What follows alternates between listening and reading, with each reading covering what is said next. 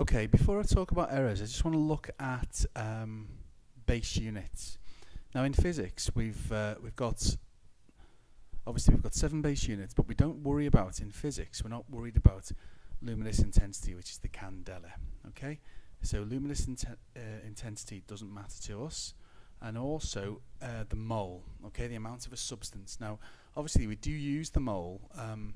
We're using PV as nRT and this sort of thing, but we don't need to worry about it when we're doing derived units. So as far as we're concerned in physics, we've just got 5 units. We've got mass, length, time, temperature, and current. So of course mass is measured in kilograms, length meters, time is measured in seconds, temperature in Kelvin, and current in amps. And from these base units we can derive all other units. So some of them might start straightforward, others might get more complicated. So for example, speed or velocity equals distance divided by time. Distance is a base unit, which is in meters. Time is the base unit in seconds. So speed is obviously measured in meters per second. We could do more complex ones, such as the Newton. So if we said, for example, F equals ma, so we know that force is measured in newtons, but we also know that it equals ma. So m times a is the same as kilogram times meters per second squared. So therefore force, which we normally measure in newtons, could also be measured in kilogram per meter per second squared. Now we could use other ones. So we could say, for example, energy or work done. We know is force times distance, but we know that energy is measured in joules. But that equals force times distance, which we know is newtons times meters. But we've just found out that newtons is kilogram meters per second squared.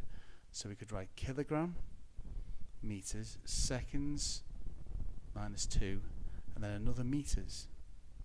So another way of writing the joule in base units, so for energy, we could say energy is equal to kilogram meters squared seconds minus 2. And we can do this for everything. Okay, so charge, for example, Q is IT. So we know that charge is coulombs, and that's obviously just current in amps, time in seconds. So charge, instead of being in coulombs, could be measured in amp seconds.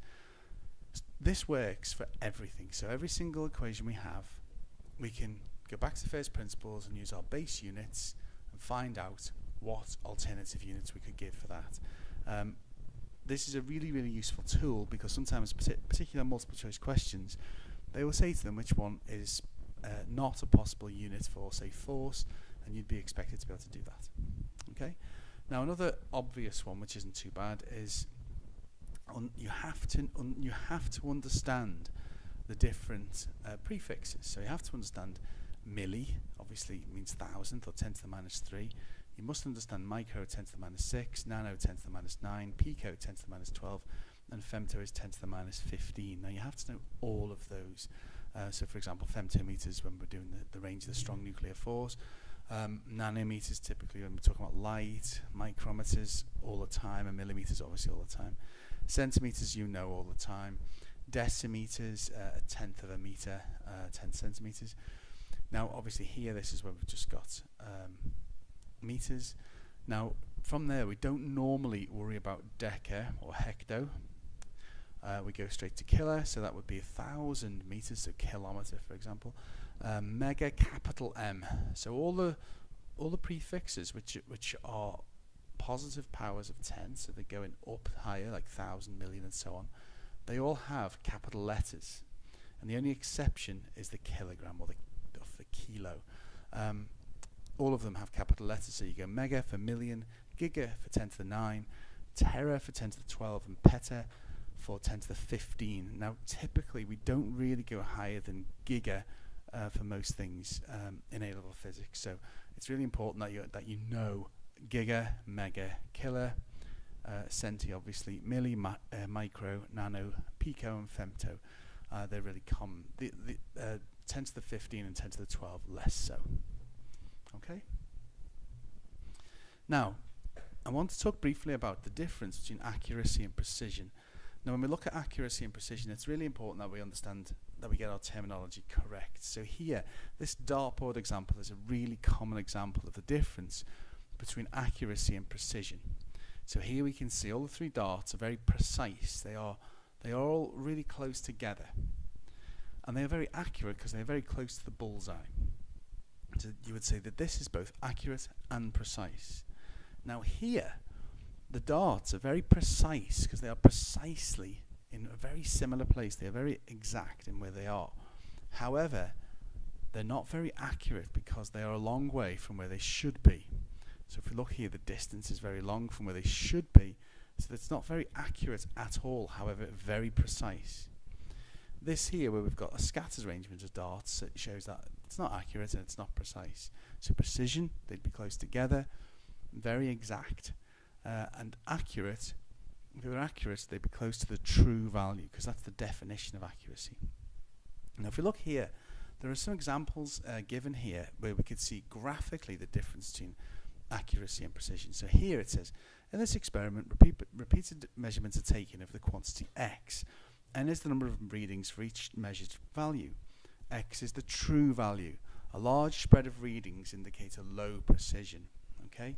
So here we can see the peak is directly above the true value. So this is very, very, very, very accurate. Now it's a very narrow band, and because it's a narrow band, it suggests it's very precise.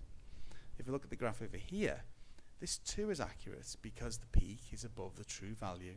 However, it's not precise because there's too wide a range around the edges. Here, this here, very precise because we've got a very small range of values. So they all lie within this range here. However, the true value is here, and they lie far away from that, which indicates that it's not accurate. I'll just pause this. And the last one there, if you look at the last one here, we can see that this is not accurate and also not precise, because it's not accurate because it's far away from the true value, and it's not precise because the range of values is too great. Okay, so this is just other ways of illustrating the difference between precision and accuracy. So precision, here we can see here we've got these values here are very precise. We've got 2 decimal places, very precise readings, and here we can see that for D here we've got very precise readings because they're all of them 8.46, 8.45, 8.5 and 8.41, very, very, very close together. And also we've got obviously 2 decimal places here. We've got 4 values, very similar, very precise. However, we're looking for a value of G. Now G has a true value of 9.81, as you know. So A is accurate because all those values are very, very close to 9.81. Also very precise because they are all very close together. Whereas if you look at B, we've got 9.81, and then we've got this anomaly here of 10.12. Now that is not very precise. It's also not accurate.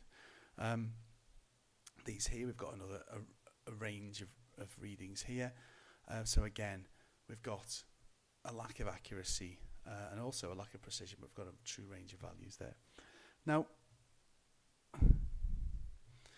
there are lots of different types of error. It's really important that you are using the right terminology, particularly with and thinking about ways to reduce random errors and systematic errors. So for example, random error refers to an uncontrolled variation in the measured data due to different things such as the readability of an instrument, the effect of someone changing something, the observer. Human error is a big part of random error. And random errors can be reduced by averaging. So a precise experiment has small random error. So averaging and doing an experiment time and time again reduces these random errors. However, that is not going to work on systematic errors, because systematic errors, they work in a different way. They are caused by reproducible fluctuations which are consistent. So for example, an instrument being incorrectly calibrated, or an instrument with 0 error. So that's another sort of systematic error, a 0 error. So this is where an instrument at the beginning of the experiment, when it should read 0, it doesn't. So it can have a negative It can so it can add to it or it can be positive. So, but all of the readings then will be out by a given factor. Okay. Now, in a random error, repeating the measurement gives an unpredictable different result. By repeating it, it will go down. However, with a systematic one, where you've got the same problem in each one, repeated measurements do not have any impact whatsoever. They don't make it any better.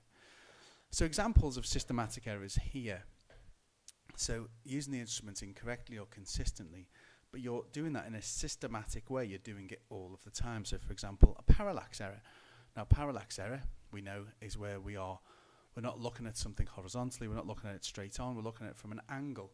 Now if you keep doing that in every reading, all of your readings are going to be out by the same amount. So this here gives us a systematic error in our readings.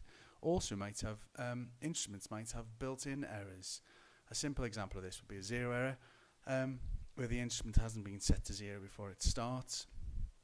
Other things that can produce systematic errors are, say, a sort of a metal ruler is calibrated for use at 22 degrees, but however, if the temperature varies, then the length of the ruler is going to change, and therefore you're going to have this systematic error, which is going to be the same for all the readings, and all of your readings will be slightly out.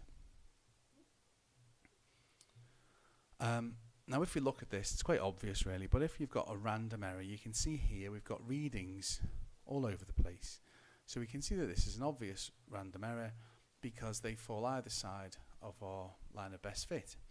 However, if you've got a systematic error, what you find is the graph will shift. It will either be higher or lower depending upon what the error is. However, the whole graph will shift. So here we can see that this is higher than the expected relationship over there because of a systematic error, which means that every single result has been shifted upwards on the y-axis there. Okay, I'll do another video now on calculating uncertainties, looking at micrometers and looking at vernier scales.